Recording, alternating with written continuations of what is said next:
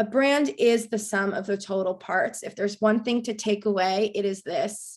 So it's not just a tagline, it's not just a logo, it's not just your packaging, and it's not just a brick and mortar store. It's really the sum of the total thoughts, feelings, associations, and expectations that a customer feels or is exposed to when they're in contact with your company or brand.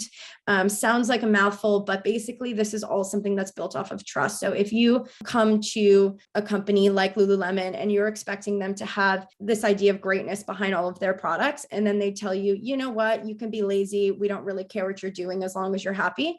You're going to create this automatic sense of distrust with that brand because that doesn't feel right with what you're used to. So making sure that every single touch point feels consistent and that those total parts are all in line with that brand positioning is going to be the most important thing. Optimize your website with social proof.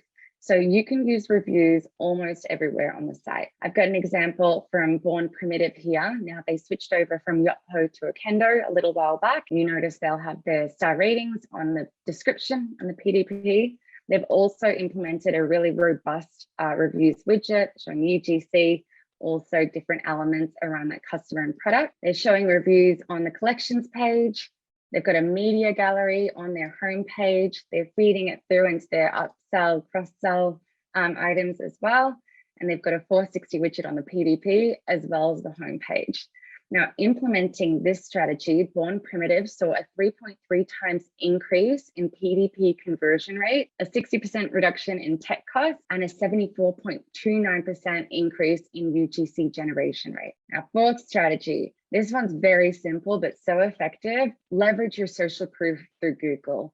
So these are what we call Google product listing ads or Google shopping ads. And you can see that Skims is feeding through their Okendo star ratings onto the ads.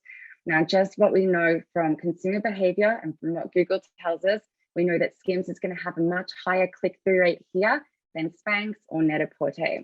We also offer our clients organic listings, Google rich snippets here. So when you search booty leggings, you're going to feed through that structured data on each of your products, and you can see their Okendo star ratings coming through. Again, it just makes it more eye-catching and people are more likely to click through. I've got an example here, the Office of Angela Scott. Our agency partner added the star ratings through Okendo's integration with Google. Just that alone had a 51% decrease in cost per action, an 81% increase in conversion rate, and a 91% increase on return on ad spend. So if you're not doing that, please do that. Gut feel is not going to determine success for you and the brand. You got to rely on data to make informed decisions. And so what the heck does that even mean for the brands that are on the line or to Coley? We have a wild theory that in 5 years from now, there will not be a single content decision made from a brand or from an agency that isn't backed by ongoing testing. And so I showed you an A/B example in various channels, but the idea is that that photo that performed well might not perform well in 3 months. So you need to be continuously testing, and you need to be adding in additional content to ensure that your content strategy is optimized.